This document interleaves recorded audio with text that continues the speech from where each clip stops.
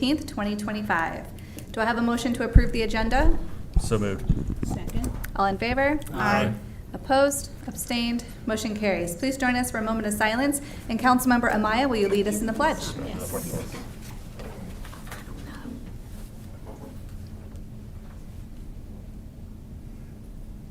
I pledge allegiance to the flag of the United States of America and to the republic for which it stands, one nation, under God, indivisible, with liberty and justice for all. All right now is public comment time. We will have comments for the public hearing after this. So first up for public comment, we have Mr. TJ Hassan. Would you please come to the microphone, state your name and address if you care to, and then please keep your comments to 3 minutes. Ms. Connor will be keeping the time. Hi everyone, my name is TJ Hassan. I've been in Manassas Park for a long time.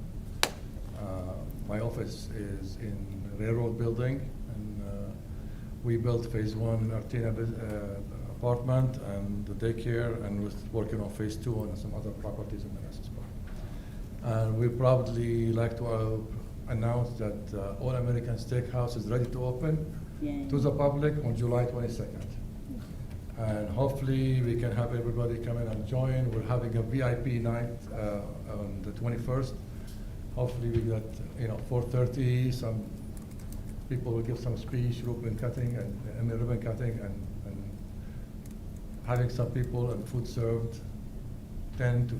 6 to 10 tables every 15 minutes. Depends on how many people are coming. Some maybe have to wait, and some can be served right away. We're here today to support removing the Proffer for the theater. We own also a lot of office building in the area. Office buildings are not popular anymore. Lifestyle is changing. It's hard to get even a loan from a bank. And I'm in favor really removing the proffers. The theater is needed for the downtown. I'm so happy when I walk around now, I see the change. I remember Manassas Park in the past and today. It's a great move. It's wonderful, and I think Manassas Park is on the map, and a lot of people are going to be coming and drawing people from around to the downtown, and that's our goal, and I think that's everybody's goal. So I really urge you to approve it, and that's for everybody's benefit, in my opinion. Thank you very much. Thank you. Is there anyone not signed up for public comment but would still like to speak for public comments? Anyone who wants to speak for public comment? Nope. Okay. Tonight we have a public hearing. Our public hearing is regarding Proffer Condition Amendment PCA 10-06-1. I declare the public hearing open. Is there a staff presentation? Oh, hi, Mickey. Hi. Good evening, Mayor and council members. I'm going to only give an oral presentation this evening, and it's about the Proffer Condition Amendment for Village at Manassas Park. There is a vacant property across the street from City Hall, as where mostly everybody in this room is aware of what the location. That property is going to be developed into a movie theater, more of an entertainment complex. And the original proffers, when they were approved back in October 2020, it specifically called out certain uses and square footages. So it was supposed to be an 81,106 square foot building to include a 40,678 square foot movie theater, 36,828 square feet of office, and then 3,600 square feet of inline ground floor retail. With the negotiations of B&B Theater, the property owner is seeking to amend this to remove the office as well as the ground floor retail and just replace it with what they are proposing, which is a 52,860 square foot building that's going to contain a movie theater, restaurant, arcade, and bowling with 274 required parking spaces. So that really is essentially the amendment. You have the information in your packet. It's only the property owner and nobody else. The original signer of the proffers does not need to sign this because the only person affected is the property owner who's seeking the application. I'd be happy to answer any more questions in detail. All right, any questions from the governing body? Start this way. Can you just reiterate how many parking spaces it was before and now? Is it the same? Yes, so I do have charts here that the total for that particular building was going to be 430 spaces. So now it's 274. So that's a reduction of required parking for 156. I mean, the parking's already there, but the use, the amount of required parking is certainly reduced because the size and the uses have changed. Okay, so it's about half. Mm-hmm. Okay. No questions. Okay. We'll open it up to the public. Does anyone want to comment on the public hearing? No? All right. Do we have a motion to close the public hearing? So moved. Second. All in favor? Aye. Opposed, abstained, motion carries. This will be voted on later tonight. Thank you, Mickey. All right, next up is the introduction of the new library director, Ryan Glass.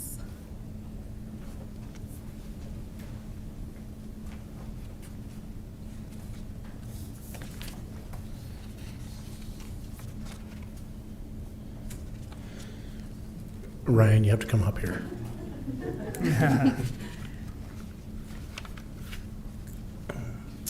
There's good. I'm not sure that microphone's working, but yes, so we went through a process with LSS to select a new library director.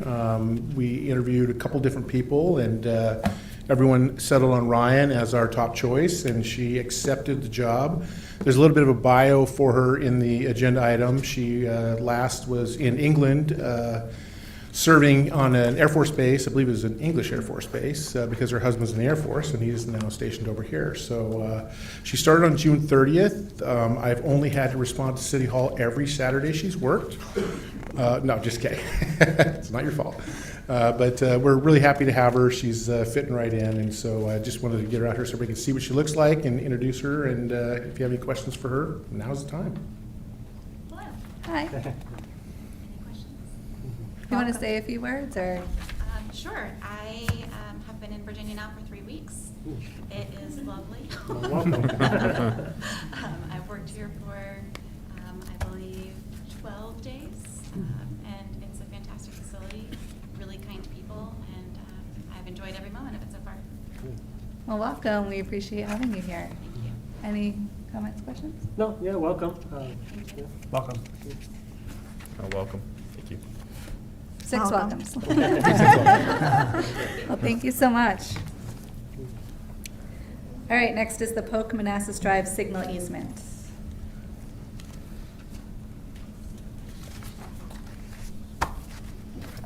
Was there a presentation from the council?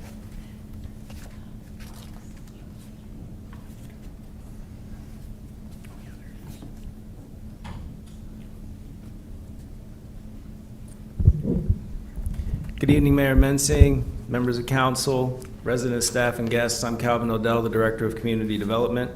Here tonight to talk, give an update on the Polk-Manassas Drive traffic signal. We've made quite a bit of progress since a few years ago. We talked about the peculiarities of the intersection, the signal in this very chamber, and staff was directed to look into alternatives for improving that intersection. We did a preliminary study, feasibility study, because there were so many power lines and utilities in the area.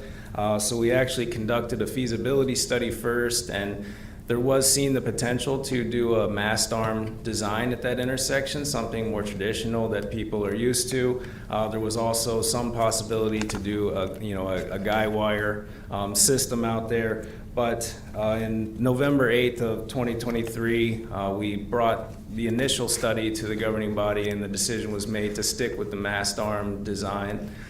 So since that time, we issued a design contract to Wallace Montgomery, and they quickly thereafter gave us a preliminary design. And That preliminary design looked something like this. So where we at is a single mast arm coming from one corner, and that single mast arm will carry all of the signal heads. There's just so much stuff on the south side of Manassas Drive, overhead utility wires and everything. It's really not feasible to put up another mast on that side and achieve this with two mast arms, so this will be a single arm configuration. And it was during this initial preliminary concept design we started noticing that perhaps the right-of-way we thought we had, we didn't really have, but we'll get to more of that later. As you can see, the preliminary design not only included signal improvements, but also ADA compliance improvements and crosswalks in all four directions, so an actual signalized crossing.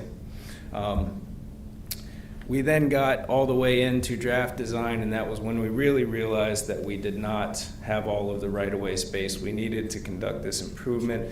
The signal was originally constructed by VDOT before the city was a city, and they constructed some of the backs of sidewalks and things like that and drainage easements that did not convey to the city. So most of the easements that we had for transportation conveyed to the city when we became a city, but these did not. We did try to get VDOT to actually convey those to us now. They were not on board. They said those types of easements do not readily convey. So we did have to have a little bit of a easement acquisition phase to this project that we were not expecting. But you can see in the current draft design, one of them is very hard to see, but there are 4 crosswalks. So there's crosswalks in all directions with push buttons and signal heads, and we will be replacing all the ADA ramps with modern compliant ramps. So 184 and 186 Manassas Drive are the only properties that we actually need a little more space. 186 will have the mast arm base in the corner of its yard. We don't have any easement there. And 184 will have a push button for a ped crossing that is actually on their property, not on right-of-way that we own. We had property owner meetings with both property owners. We offered translation services at those meetings. We offered, draft letters, offer letters that were also in English and Spanish. So those meetings went well. The owners were quite fond of the improvements. They don't like the signal. They think it's somewhat dangerous, and they're tired of watching accidents almost happen or happen there. So there was a lot of support from the owners. We actually have a signed offer package from one owner and a verbal agreement from the other. But they are generally supportive and agreeable to the terms. So we are proceeding with plat preparation. The next steps will be to get the deeds, the plats finished and the deeds prepared to actually go along with the deeds, and we'll get the property formally conveyed. We are offering 100% value for permanent easements. We're not reducing the size of their sellable lots, but we are offering 100% value. They're relatively small easements, 155 square feet and 220 square feet. But since we are encroaching into the yard and taking away some of their usable yard, felt it was best just to offer them full value for the land. We will have to finalize the design. We are in beyond 90% design, but there will be some minor changes to the plan as we move forward. And then we will have to prepare an invitation for bid for the actual construction phase of the project. We hope to return to the governing body in the fall with a construction contract ready to authorize. And we will spend 2026 constructing the signal, plus or minus 12 months is what the engineer's estimate for construction is, and an estimated project cost from the engineer of $200,000. So that's all I have. Any questions or comments on the status of the project so far? Start with questions, Downs. No questions, thank you. No questions, thank you. I have I guess a dumb question, but I'll ask it anyways. The 200,000 includes like everything, supposedly. Yes. Now, that's just an engineering estimate, and Okay. materials costs have continued to climb, so we're not, that's just the best engineering estimate we have at this time. Okay. So, Thank you. My question is on the cover sheet. It said that the amount budgeted was the amount that you said, but then it also had it listed under amount spent. Was it not supposed to be listed there then? we have spent money on design, and we have spent money, We haven't spent any money on acquisitions yet. Okay. So all we spent so far is the design costs. Okay, it's probably an error then, because it says the total amount was already spent. No. Okay. That's Yeah. 425, possibly. I'm trying to find the actual agenda item sheet, sorry. That's okay.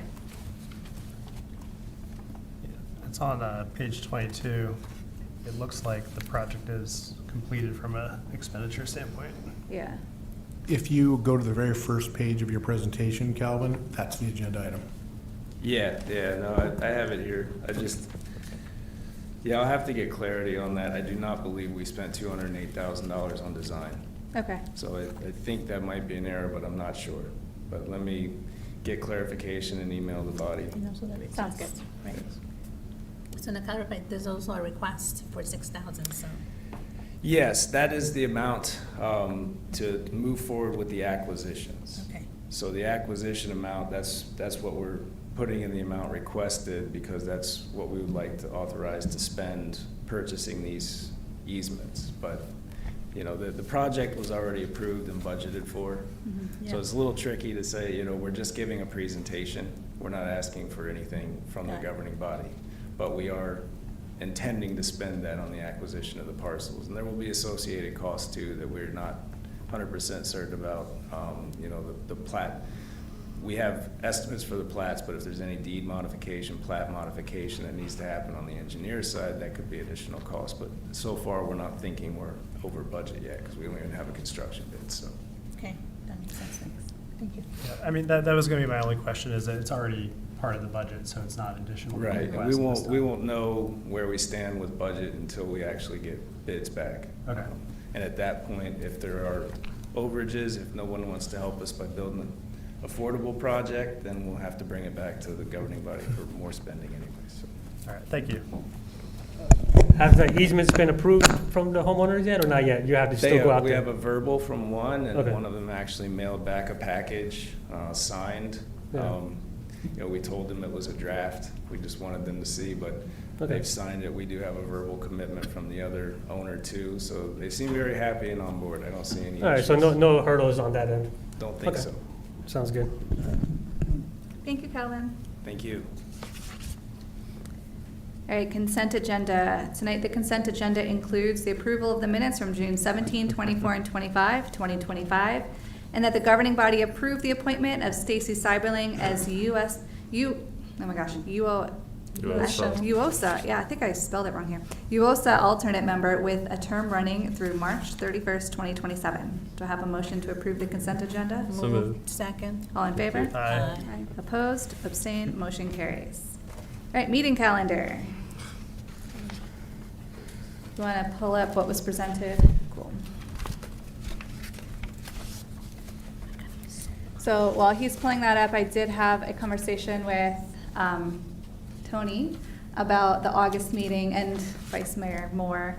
Apparently, there's no important budget items in August, and Vice Mayor Moore would like to propose again that we remove the August meeting. There was no opposition from the city manager either, so if we want to do that, we can approve the calendar with the deletion of the August 19th meeting.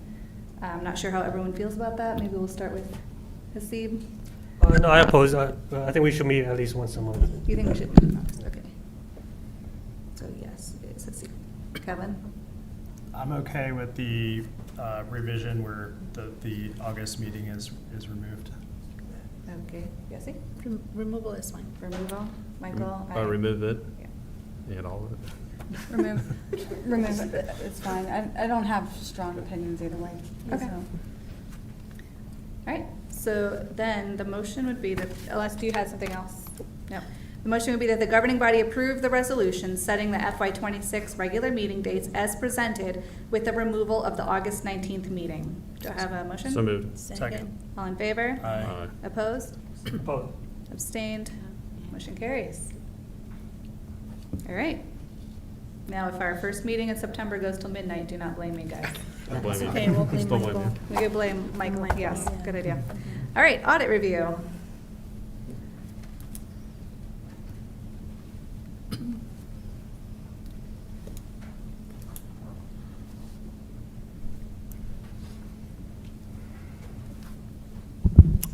Hey, good evening, governing body, mayor. It's a pleasure to be before you. Thank you for the time to give you an update on the FY24 audit. My name is Josh McNeil IV. I'm the finance director here at the City of Manassas Park. So the purpose of this presentation is to provide you with a transparent update on the FY24 audit process, outline some key challenges and lessons learned, as well as share some steps we're taking to ensure a timely FY25 audit. So I thought I'd start with just providing some legal context, as well as a timeline comparison to give you an idea of what the typical audit timeline is compared to what we experienced with we're still experiencing with the FY24 audit timeline. So I'll start with the legal context. City Code Section 2.4 mandates an annual audit by a qualified CPA firm.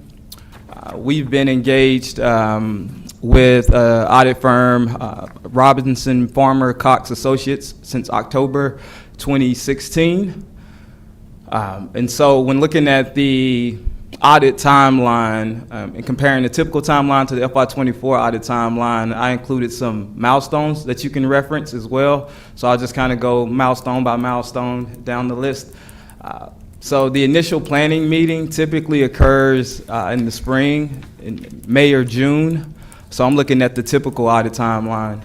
But when you compare that to what we did in FY24, we actually had our initial planning meeting in March. We experienced transition at the finance director spot on February the 29th. That's when I assumed the role. On March 1st, I reached out to the auditors and asked if we could schedule a planning meeting to get on the same page. So we had that meeting on March 14th. So if you're comparing it to a typical audit timeline, we met a lot sooner than we typically do. That's because we had to change at the finance director spot. The next milestone is bank reconciliations finalized.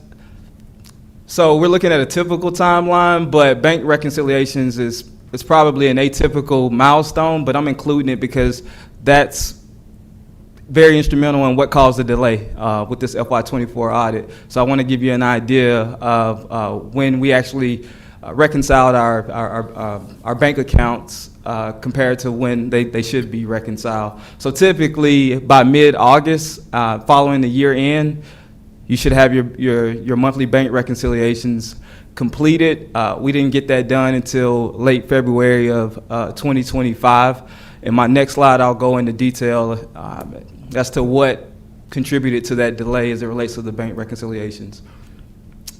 The next milestone is a final PBC list delivered. So the PBC list, that's the prepared by clients list.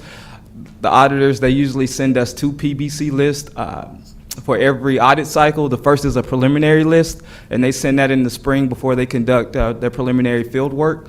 And then in the fall, they typically send us a final PBC list, and that usually occurs sometime in August or September. And so for our audit in FY24, we got that list in late October, so a little bit behind schedule. Next milestone, the auditor's final field work. That typically happens right after the PBC list is delivered. So it's happening in September, sometimes early October. The final field work for the FY24 audit timeline has been happening since, I'd say, roughly April of 2025. And that's mostly driven by when we completed our bank reconciliations, which was late February, early March. And it's still ongoing, the field work, because we've gotten requests as recent as last week, so still going. And what the final field work consists of is the auditor sending us testing based on the information that we provide to them in the PBC list.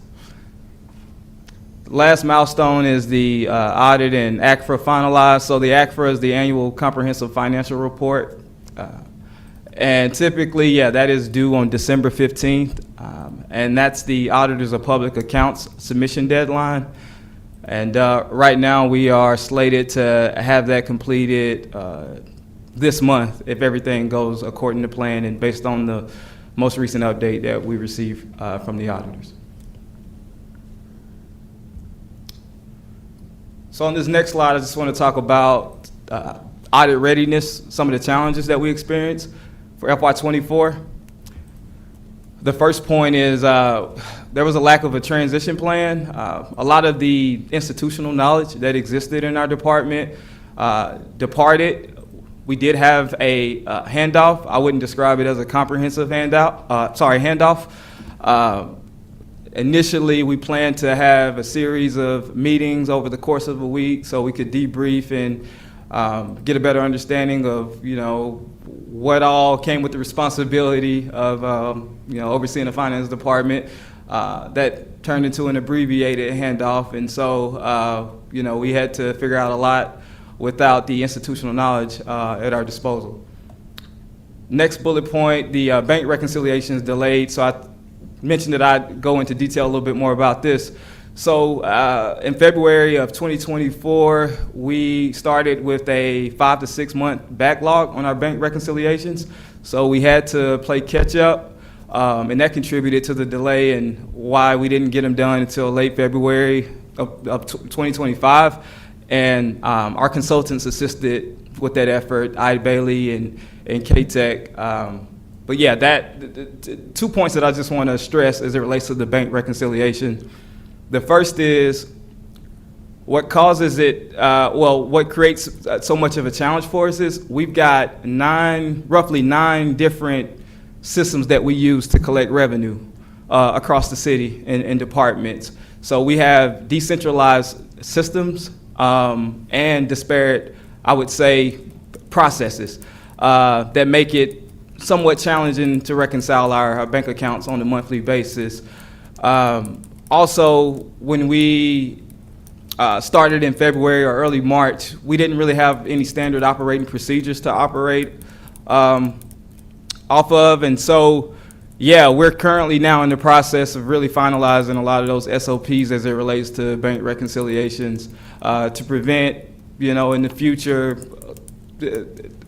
if they're, let's say 10 years down the line, we have a change and someone else comes in the finance department, they'll have documents that they can refer to and they'll have a better idea of how, the processes what the processes are and how they're implemented. So that's bank reconciliations that contributed to the challenges. And I should have said this from the outset, but these are like the three top reasons why I think we were delayed and we're still delayed on the FY24 audit. So that third bullet point is the final PBC list. We got that in late October, as I mentioned. The PBC list relies on the reconciliations. The reconciliations inform what's in the PBC list. There's a general finance section that includes balance sheet, trial balance, expenditures, revenues for the year, all of our journal entries, and you can't really submit that before having your bank reconciliations completed. So that's the justification as to why the PBC list was incomplete. But I did note that after we submitted our bank reconciliations, we followed up with the auditors and asked if there were any outstanding items that we needed to address in March. And we later found out, I would say in May or early June, that we did have some outstanding PBC lists. And every time we got requests related to those PBC list items, we turned them around really, really quickly. And so, yeah, and that's been the case ever since. So, yeah, that's the case with the PBC list incomplete, but admittedly, they were incomplete going into FY 2025. Sorry, calendar year 2025. So here are some lessons learned from the FY24 audit process. I think greater clarity is needed on roles, responsibilities, and expectations between the city and the auditors. Also, I think timely communication throughout the audit process is critical to ensuring that we're on track to meet our deadline. And then lastly, I'll just say operational transitions required way more structure than I think we actually had with this FY24 audit process. And that's on the city side. And also there was a change to the lead auditor in our engagement, and that was more of an email versus a structured meeting. And you know, just trying to get on the same page on what those changes entailed. So I would just say operational transitions, they require more planning and a little bit more structure. Some corrective actions that we plan to take as it relates to what we learned from the FY24 audit. Our internal processes and our SOPs are being strengthened to ensure that timely bank reconciliations and to ensure that we do have timely bank reconciliations and an overall audit readiness moving forward. We are also recruiting a senior accountant to serve as an additional resource, internal resource. We've got consultants, but we need an internal resource that could spend dedicated hours on helping support the annual audit process. So yeah, we posted an advertisement for that last week. Hopeful that we'll bring in some qualified candidates with that recruitment.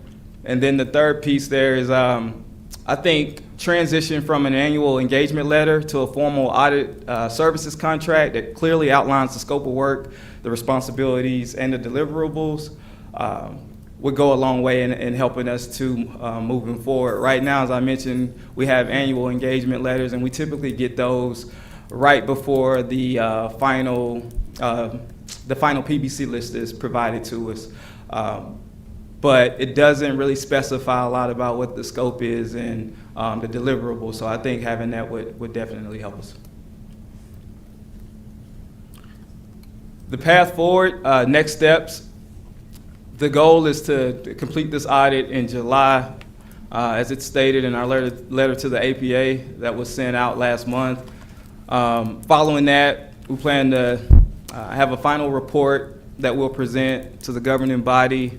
And then the next step after that would be, hopefully we want to schedule a post-audit debrief with our auditors so we can improve the collaboration and engagement moving forward. Also, I think moving forward, especially just thinking about FY25 already, continuing to provide routine updates to the governing body on the status of the audit, especially once we go into that final audit phase, will allow for you to have your finger on the pulse, per se, more so than it probably has been in the past. But I think that that's a good idea for this FY25 audit, especially considering how compressed the FY24 completion will be as compared to when we'll start the FY25 audit. If you think back to the second slide when we were looking at the table, we should have started our preliminary audit in May, so we're a couple of months behind on the FY25 audit. And then the last point that I wanted to make was our goal for FY25 is to also establish a milestone-based plan aligned with the December 15, 2025 audit completion deadline. So we're all in on trying to make sure that we don't repeat the same thing that happened with this FY24 audit based on what we learned from it. And with that, I'll answer any questions that you might have.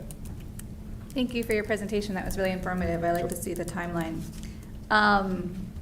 So in your opinion, the bank reconciliations were really the thing that threw us off, you think? Bank reconciliations and knowledge gap. Okay. Yeah. Are we currently caught up with our bank reconciliations right now? No, we are not. Yeah, we're still running behind on FY25, but the goal is to have FY25 reconciled before August 15th of 2025. And our consultant, K-Tech, has a dedicated accountant that's helping us with that effort. Do you think in the future we'll be moving to a more monthly bank reconciliation? Great question. For FY26, starting on July 1, I guess 2 weeks ago, we implemented a daily reconciliation process. So we're doing daily leading up to weekly, then monthly. It'll make monthly easier. Okay. Yeah. Thank you. Comments, questions, starting down to my left. Can we go back to the chart where you had your chart? Yeah. So is that May, June 23? And then that's March 24? May, June is just the month, but it's supposed to be the same every year. Yeah. So, Okay. yeah, so in that typical audit timeline, it doesn't specify a year. It's just in May or June of any given year, that's when it's I'm supposed to be. just trying to see how late it was for the FY '24 audit between March. Which milestone? The very first one. Oh, yeah, initial planning. So the initial planning meeting in the typical audit timeline would have happened in like May of 2024. We just got a head start because of the change at the finance director spot. We started in March instead. Okay, The- and then the- where did you, Sorry, I was gonna say, the typical audit column would be 24 in this case, just Yeah, for comparison. it would be, yeah. and where were you hired? Were you hired in 2024 or? Sorry, February 29th, 2024. Okay, thank you.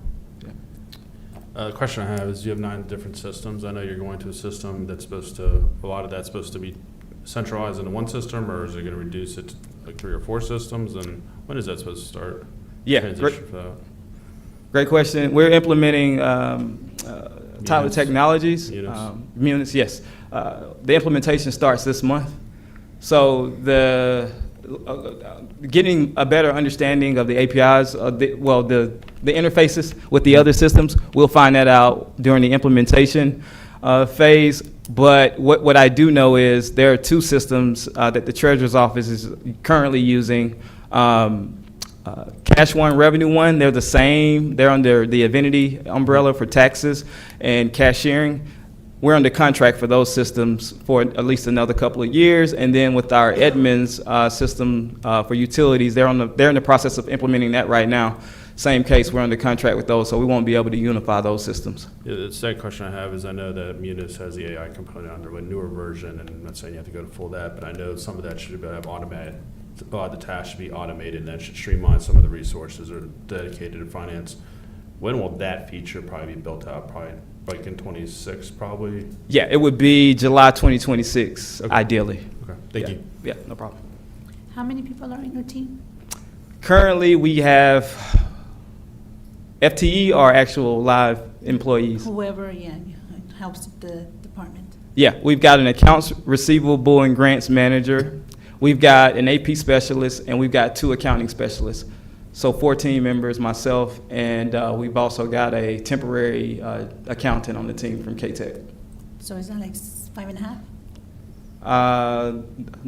Not the half, I would say 5. Yeah, 5, yeah. Thank you. Hey, Josh, thank you for the presentation. I know we've talked about this issue, one-on-one a couple times, and how important the audit is for the credit rating, for the bond issuing, for the theater, and this is really important. So I appreciate the list of corrective actions. I did notice that, like, you talked about the technology piece that wasn't on the slide specifically, so maybe thinking about how can we work together as a broader city and with the other departments to look for ways to make those 7 systems 5 or 4, to Councilmember Carrera's point. And whatever, if you need something from us, it's better to come to us like as soon as possible, right? And I think there's a plan in place, but if that doesn't materialize or it starts to go awry and you need people, training, funding, please come to us as soon as possible. Thank you. Thank you. Thank you for being staged. I got no questions. I think all of them have been answered. Okay. But I like the corrective actions that you presented. I think are, and also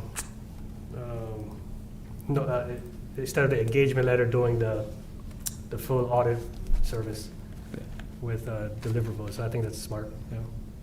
Okay, thanks. Thank you so much. Oh, thank y'all for the patience and the support. Thank you. All right, contract for economic development consultant.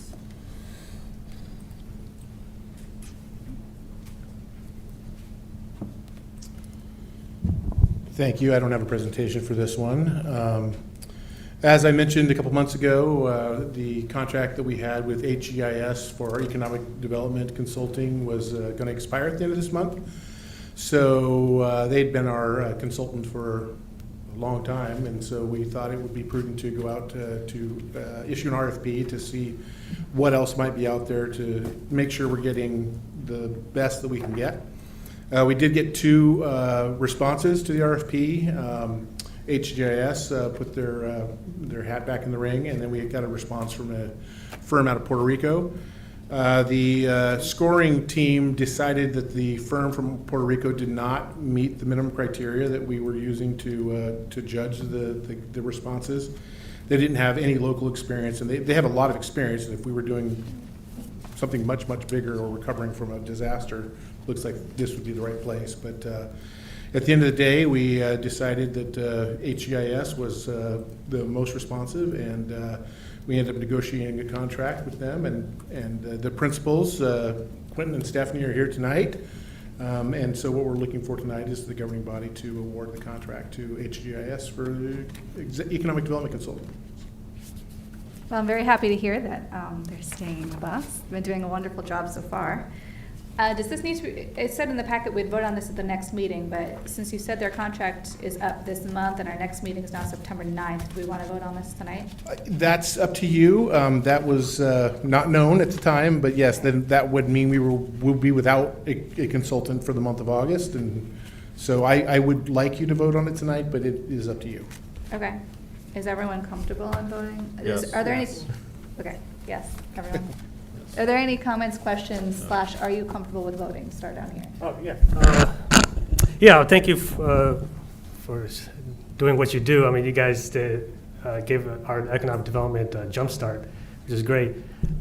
My only thing is now, moving forward, we got the movement going on. What is their plan on moving forward on what else we need to do in the downtown? I see we got business retention,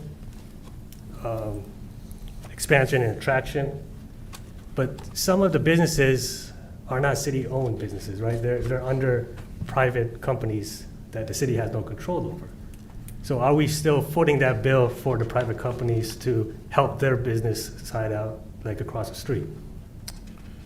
There were a number of incentives written into some of the leases around here. I'm not intimately familiar with those, but that's not what this is about. If they land a business for us in the city, then that's part of their compensation package. If they don't get paid. And so it's nothing we have control over. It's just trying to attract businesses in the right mix to the downtown area that will continue to inspire growth down here. But we don't have any control over any of The it. only thing in downtown we have are the 2 spaces below this building and then the steakhouse. And Park 170 across the street. That's- It's not us. It's not what the city owns. It's all of the attraction of the businesses in the downtown area, including the theater. Right.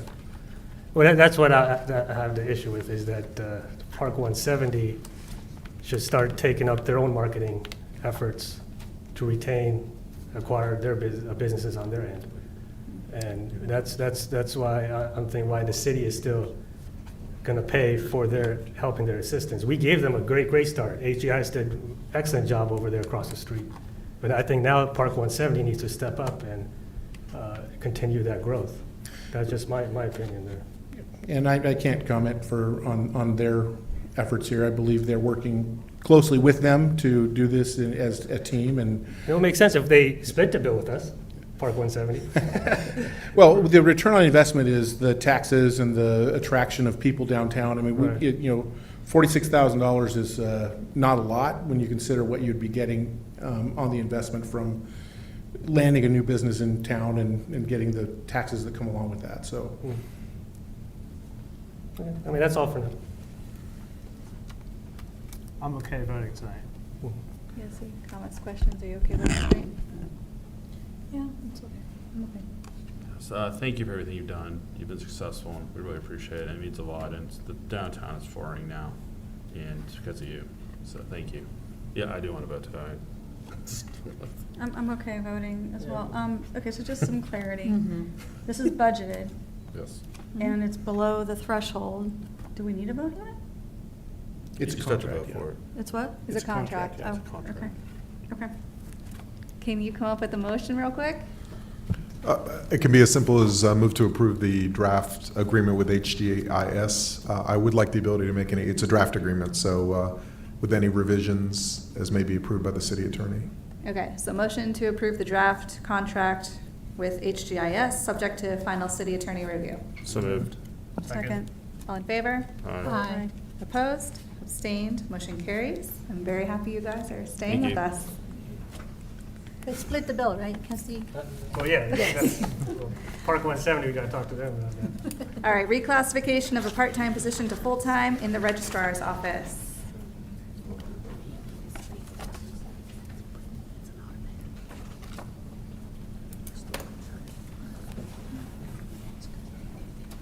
Hello. Good evening, governing body, city manager, or city,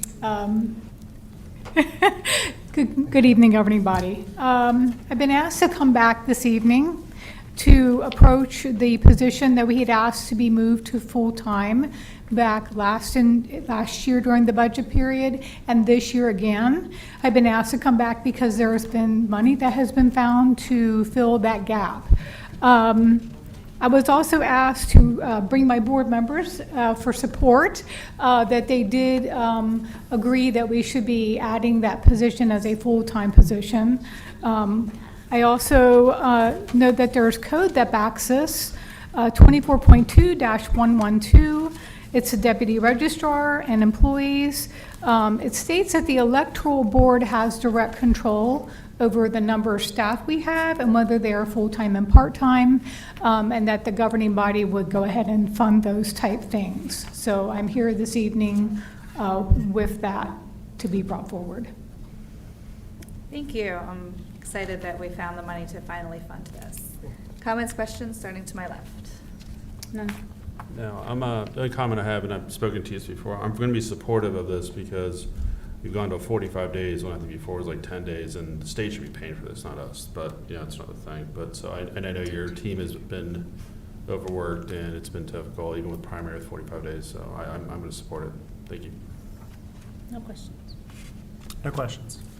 All right. Staff recommendation is that the governing body approve a motion to amend the FY26 budget to fund the full-time deputy registrar position. So moved. Second. All in favor? Aye. Opposed? Abstained? Motion carries. Thank you. Everyone for coming out Thank you. tonight. All right, voting on the proffer condition amendment, are there any, from the public hearing, are there any final comments or questions? Starting with the Steve. No. No. Any last minute? Okay. Staff recommendation is that the governing body approve proffer condition amendment PCA 28-06-1 Village at Manassas Park as presented. So moved. Second. All in favor? Aye. Opposed? Abstained? Motion carries. We have arrived at our second public comment time. Is there anyone who would like to make public comment? Okay. City manager report. Thank you, Mayor. Just a couple things tonight. You might have noticed when you were coming into the building that there are a couple of cones sitting in the parking spaces to the left of the main entrance. It's come to our attention that those spaces are used primarily by staff who get here early and they park their cars there and then leave them there all day. We're going to be getting our parking lot back in its entirety here shortly from the VRE construction project. And we have a lot of people that come to City Hall to do short-term business, especially upstairs with the registrar and the Commissioner of Revenue. So I made the decision to make those two spaces 30-minute spaces so that people have time to come in. I also noticed that a couple times a month when people are coming in to pay their bills, they just stop in the middle of the road because there's nowhere for them to park while they run and dump something in the bill box there. So give credit where credit's due. This is actually the mayor's suggestion. I think it's a good one, and you'll see that construction happening this week. Good job, Mayor. Thank you. Last thing is, I just wanted to give you some quick numbers on the 5th of July event. So Placer AI has 5,200 individual cell phones that were in the park that night. Placer AI tracks cell phones only, so I don't know what the age is that kids get cell phones these days, but let's say 12 or 10. So it's 5,200 plus however many kids there were at that event. Got really good feedback for that. 9 p.m. was the peak time for people to be there, which makes sense, right before the fireworks went off. And the average stay time was 95 minutes. 42.5% of them came from our zip code, which you know doesn't necessarily mean our city because it isn't limited here. 7.5% came from the city of Manassas, and 5.7 came from Prince William at large out towards Woodbridge. So just a little recap on that. I think that's very successful. I think it's real easy to say we had over 6,000 people come and enjoy the event. So, Nice. and I don't have anything else unless you have questions for me. Anyone have questions? Start to the left. No. No? Nope. Oh, I do. She does now. Sure, go ahead. Sorry. Have you thought about, I understand the 30-minute, I agree with that definitely, but just asking employees not to park in some of the Closer? Yeah, the closer parking, just have them park out. I know that other jurisdictions do that, just have the employees park out further and then just to let citizens have the closer parking to come in and out. Even, not have it designated as in with signs or anything, just as a kind of suggestion to employees or just asking them as the city manager to do that. Yeah, I intend to do that once we get the parking lot back. As you know, the whole first deck of the garage is ours, and so I intend to have employees park in the garage.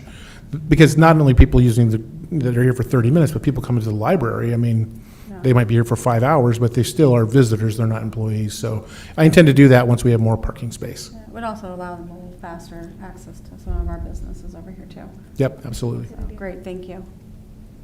I want to say thank you to Jay for the 4th of July event. It was fantastic. Wonderful fireworks, wonderful feedback. I've heard a lot of people saying it was the best in the area. So thank you so much to your team. Thank you. Appreciate it. Congratulations. All right, we have closed meeting.